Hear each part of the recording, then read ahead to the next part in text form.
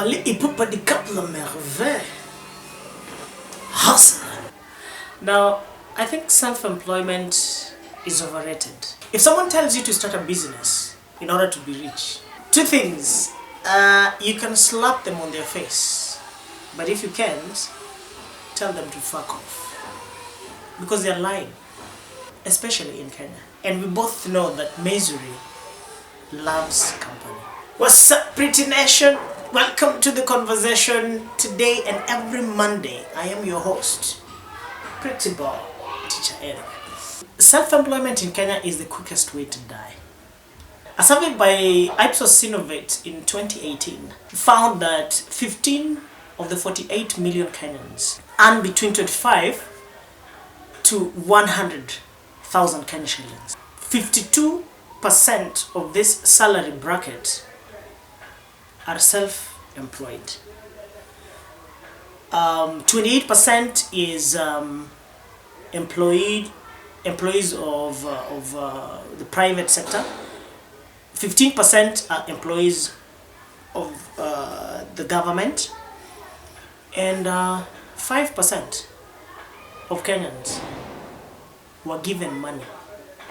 A French demographer called Alfred categorized Kenya and other countries like Kenya as third world in his article 3 Worlds and One Planet, published in L'Observatoire in 1952.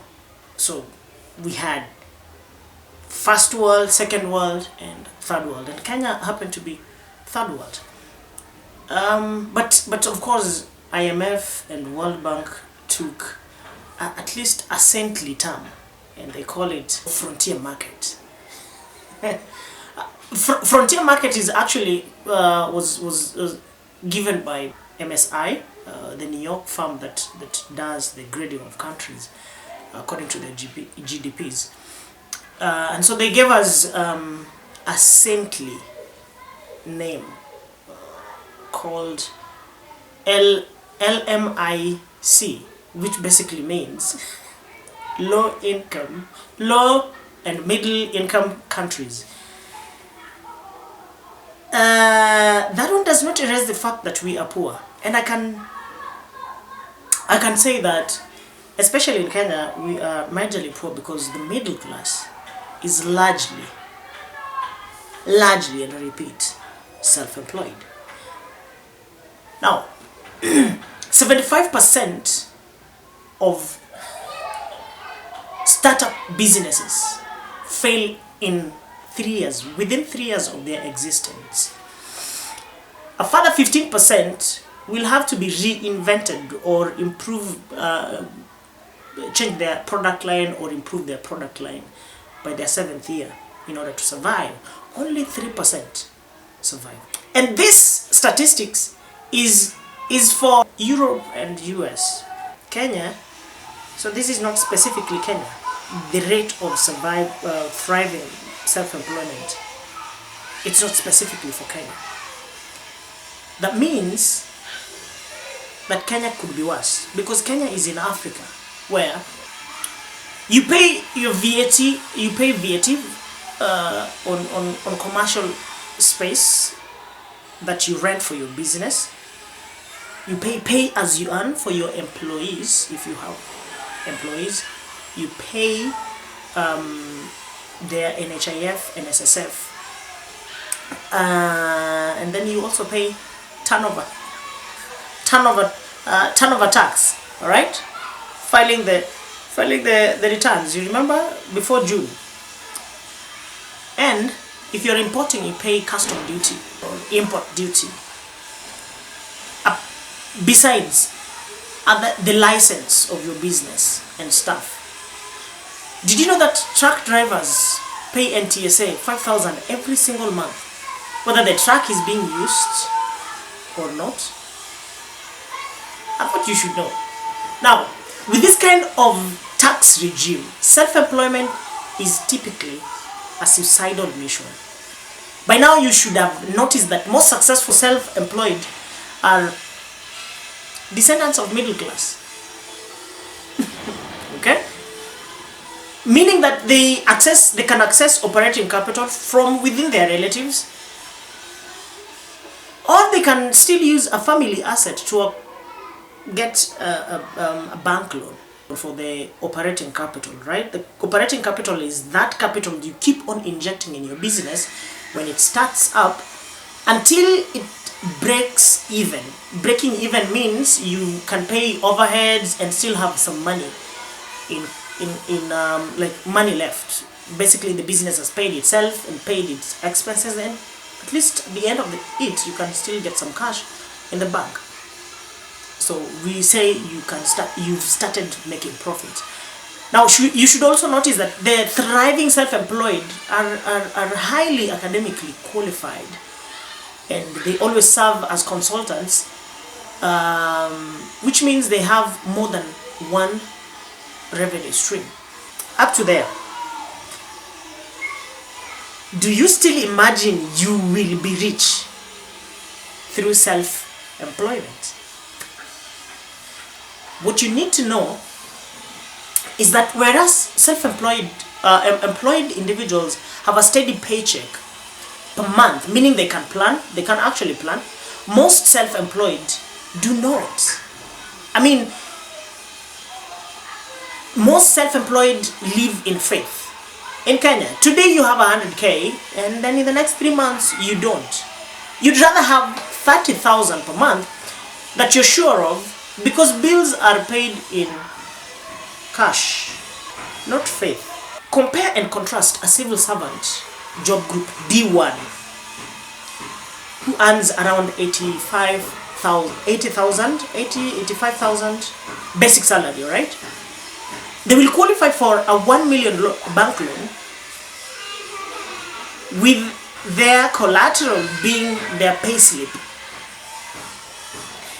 A self-employed in the same salary bracket, income bracket, let me not say salary, who earns around 120,000 or makes 120,000, can only acquire a bank loan of 1 million Kenya shillings if they provide title deed or a logbook as a collateral.